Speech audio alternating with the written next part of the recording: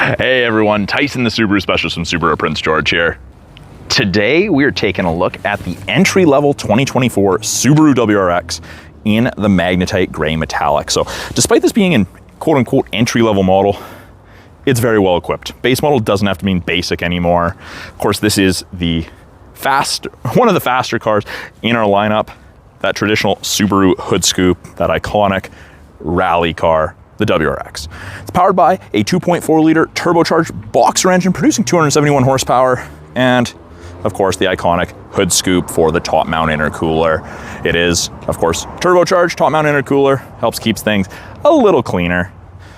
Redesigned for 22, same body style for the 24 as the 22, updated platform, updated engine, and it's the last sedan in our lineup. They do still make the Legacy, but this is gonna be the last sedan in our lineup after 2025 model year. And I don't see this going anywhere. It's such an iconic car, all-wheel drive, turbocharged, and the entry-level model only comes with a 6-speed manual transmission, so they are a blast to drive. Now at the back, fuel door is rear passenger side, and it's tied to the driver door. If your driver door is unlocked, the fuel door is unlocked. If I click lock on the key fob, that pin shoots out, locks in the corresponding hole. Click unlock, pin retracts. They want you running premium in this. That is recommended for optimum performance and fuel efficiency. So best power, best efficiency, running premium. Rear end, quad exhaust tips. We've got keyless access to the trunk off of the key fob. Third button here, press and hold. And the trunk is absolutely cavernous, absolutely massive trunk. You can fit a couple hockey bags in there. Goalie bag, no issue, lots of room for luggage. Underneath the false floor, we have spare tire tools and spare tire and jack. Everything you need, eye bolt for recoveries. You are set. And I understand our friends in the US down south don't get a spare tire. So that is a huge bonus up here. We also have our trunk release. If you ever get stuck in your own trunk, glows in the dark, easy to find. Now the entry-level model gets the quote-unquote naked trunk. So no spoiler, no lip spoiler, no wing on it. It's a naked trunk, but it is the perfect platform to get a spoiler and install one yourself. Personal preference there. We have a set of Dunlops, and you're sitting on 17s in the base model. And they're those gray metallic painted wheels, very sharp looking. I think it looks great with a gray car. And of course, you've got the cladding along the bottom around the wheel wells, and the cladding up front has functional vents. Airflow. It's a good looking car overall. Without a wing on it or anything like that, it doesn't scream look at me, a little bit sleeperish. Now, second row, despite being a sports car, fast car, we have a very functional second row. Room to fit up to 3 passengers comfortably across. You've got good headroom, you've got good leg room, and you get the light and dark gray cloth upholstered interior with the red contrast stitching. Comfortable to sit in. We do have a map back pocket on the rear of the front passenger seat. You've got the latch system, the lower anchors and tethers for children. Easy access for car seats. We do have a lot of families buy these because there's a good amount of second row room and they want the safety. You can fold these down virtually flat. There's a little bit of an angle there, but you can dramatically increase the storage you have in a WRX. So you can fit quite a bit of stuff in a WRX if you need to. Trips to Home Depot and such aren't limited just because you have a sedan. Down below, we've got this little black slot there, and that is what this extra side impact crash safety bar, that silver bar, locks into, and it's designed to reduce the chance of intrusion into the passenger cab in the event of a side collision. The rear door card, we've got soft touch door card, soft touch armrest, very soft touch armrest if you can see that. Like, I can go pretty far down just by pushing on it. Very, very comfortable to ride in the second row. Power window switch, and we have a little bit of storage with a bottle holder there, and should you need it, child locks. Now it's important to note, this child lock is only for this door. You do have to activate the child lock on the passenger side if you want that, and vice versa, of course. Got these little doors up top. These are for crossbars. So you flip those up. I like to use a flathead screwdriver or something like that, and they actually bolt in. So much more secure than the old style that would just grab the C channel there. I've seen those ones come off. So these are available as a genuine Subaru accessory. And something else, you've got a color matched shark fin antenna, which is nice. It's not just matte black despite being an entry-level model. Front door card looks very, very similar with the soft touch materials. We've got 2 front auto windows, regular power windows for the rear, and window lock if you need that. Of course, we have power mirror adjustment and a little bit more storage with a bottle holder down there. The seating material is the exact same up front as it is in the second row. It's that light and dark gray cloth with the red stitching. And of course, you can see these bolsters are definitely a little bit more aggressive than you'd find in the second row. And both the front driver and passenger get those same style bucket seats. Hold you in the corners really nicely. Seats, height adjustable on a pump system. We've got red WRX carpet floor mats. We've got the ability to open the rear trunk. We've got scroll wheel for the brightness of our gauges, and then we have the ability to turn off traction control should we need to. You can have fun with that in the winter, especially. On the inside, it is a keyed ignition. The entry level still comes with a key, which is, in my opinion, nice. You have that choice. You don't have to get push button start. So clutch has to be in. If my foot is not on the clutch, nothing happens. Clutch in, comes to life. As you can see, your gauges all come to life. And we've got our speedometer on the right, our tachometer on the left, and in the center there we've got our digital speedometer, and then we have a little screen that we can change fuel economy, time running versus distance traveled, what you're listening to, clock thermometer, and of course the boost gauge, which is what a lot of people really like.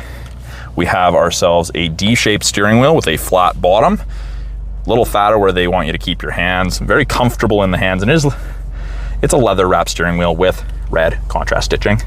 Left-hand side of the steering wheel, we have our Bluetooth and audio controls. You can make and take calls, control the volume of the calls and the music really easily. These arrows down here change our small display that you cycle through. Just goes in a big loop. We can accept phone calls, hang up or decline. We can issue voice commands. The right-hand side, we've got adaptive cruise control and we have lane centering. So new for 24, we have the eyesight cameras even in the manual transmissions, and they're gonna not have all of the same features that your automatics with eyesight have, but you get automatic emergency braking, which will save you 10% on your basic insurance here in BC, adaptive cruise, and lane centering to help keep you between the lines, which is nice. You can turn all that stuff off. When I turn on the adaptive cruise, I get an image of the WRX right there, and you can see that there are 4 bars ahead of it all the way down to 1. So that's the follow distance. I can increase the follow distance or decrease the follow distance depending. 4 bars at 100 kilometers an hour. If you catch up to someone, you're gonna fall at about 150 to 180 feet. As they slow down, you'll slow down, get a little closer, but 4 is the max. Lane centering, when I turn that on, you get the little image of the steering wheel and you get those gray lines. Above 60 kilometers an hour, if the cameras, if those eyesight cameras can see the road lines, it'll illuminate those gray lines, whichever side it can see, whether that's one or both, white, just like those distance markers. And when it does that, it'll actually keep you off the center line or off the right-hand line, and it gives you gentle steering input. Now, it's easy to overpower. It's not gonna rip the wheel out of your hand and force you to hit the moose you're trying to dodge, nothing like that. Great feature for a long day of driving. You're way less fatigued at the end of the day. I do recommend you have someone demonstrate how it works, get a salesperson to do it, someone who has a Subaru that's familiar. It's a fantastic feature to have. Wipers, mist setting, pull and hold towards yourself for fluid, really easy to use. The entry-level model, we have 2 7-inch displays. I'm actually just gonna flip this around and get the glare off these screens. And I'm back. That's slightly better, less glare. So in the entry-level WRX, we get 2 7-inch displays. So top portion, we have apps, which will be wired Android Auto or Apple CarPlay, in addition to Sirius XM Travel Link. You get settings that you can change a bunch of things, phone to hook up Bluetooth. Media is anything that isn't integrated into the car, so any music from Bluetooth, USB, auxiliary, anything like that. Flash sticks, that's under media, and radio is pretty self-explanatory. There is a second page. You can turn off the display, you can turn on valet mode, and you can add additional shortcuts if there's an area of the settings that you go to often. We still have physical volume and tuning knobs, which is really nice. Physical buttons here. This is always the home screen, which I'm a big fan of. Shortcuts, physical buttons. So it's not all touchscreen. And when you put it in reverse, the backup camera pops up. It does show you the top of the bumper there, so you have something to relate to. You can see they're tapered, so as you're getting close to things, if the green isn't gonna fit between two cars, you're not gonna fit between two cars. But backup camera's nice to have. Lower portion, we've got vehicle control. So cruise control, with it being adaptive, you can change the acceleration characteristics. So standard, dynamic, eco, comfort. Dynamic's gonna be the fastest, comfort's gonna be a good mix, and eco's gonna be the slowest, but save you the most fuel, which is typically what people use cruise for, is consistent fuel economy and long distance driving. We have pre-collision braking system. You can turn it off if you wanted for some reason. The warning, you can choose the distance, how soon it's gonna alert you. Lane departure, you can make it so it doesn't correct you in your lane. It's something to play around with for sure. Under more settings, you can change the digital speedometer to miles per hour, and you can change the warning volumes from max to middle to minimum. So it depends. I don't know if the mic's picking it up, the difference, but it can be a little alarming, pun intended there, if it goes off and it's too loud. We also have dual zone climate control on this. We have physical buttons on either side. For the temperature, it goes up and down in 0.5 degree increments. See, it's going up in 0.5 there. Or I can sync it all back together. Fan strength buttons, control where I want my airflow coming from, if I want AC, max AC, recirc, lots of options. Heated seats, 3 stages for both driver and passenger. And there's 3, you can go down medium, low, high, really easy to use. You turn off climate control altogether. And we have our heated back window and side mirrors right here, which is important come winter time. Below the screens, we've got a USB, an auxiliary, and a 12-volt charger. 12-volt power point, technically. Little rubberized device storage area, which is nice. And then, of course, 6-speed manual transmission, close ratio, pleasure to shift. Reverse is this collar, up, over, and back. And you can confirm you're in reverse by the camera popping up. We have a traditional handbrake, which I know in today's vehicles is becoming a rarity. Most of them are electronic pull switches. This is nice. Offset cup holders. I guess not really offsetting. Vertical cup holders, little change tray. Armrest that isn't really an armrest. It's more just storage. There's a 12-volt power point in there, place to run cords out of. We've got some shipping paper still. And then up top, of course, as we've discussed, we've got the eyesight cameras, regular dimming mirror. And then we have our map lights. You'll notice the headliner's dark in this. A lot of the vehicles today are starting to switch to a pure dark headliner, which is really nice. We've got 4 grab handles, panic handles, vanity mirror, no light on it, but you do have your map lights here.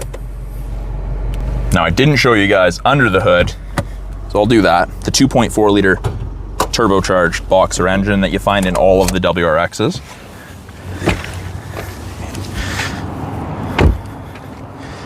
When you pop that lever inside to open the hood of pretty much any Subaru, it's the same thing. Facing the front of the logo, hand into the right of it, down, move from right to left. There's a lever, and it's just the lever right there. And this is, I think, the only vehicle in our lineup with hood struts. They've removed that as a safety precaution on the other vehicles. So there it is, 2.4 liter turbocharged boxer engine.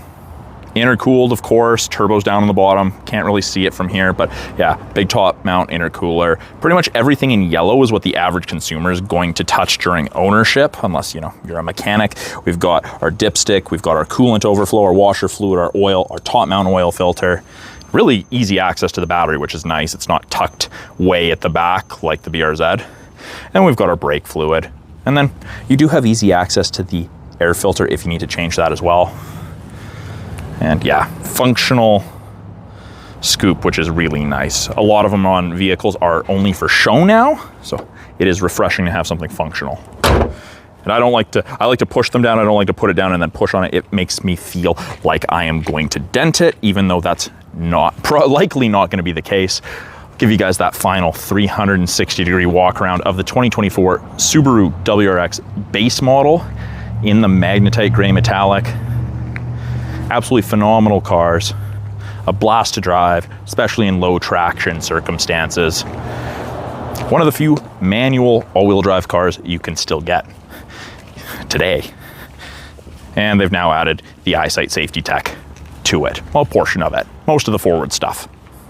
So thank you for watching my quick walkthrough of the 24 WRX Base in the magnetite gray. I'm Tyson, the Subaru specialist from Subaru Prince George. If you guys have any questions about this car behind me, any of the tech in it, any of the features, any of the vehicles in our lineup, put them in the comments below. I love hearing from you guys, answering your guys' questions. And if you're in British Columbia or near British Columbia, willing to make the trip to see me, I would love to help you find your perfect Subaru. Please reach out to me directly and let's see what we can do for you. Thanks for watching. Let's talk soon.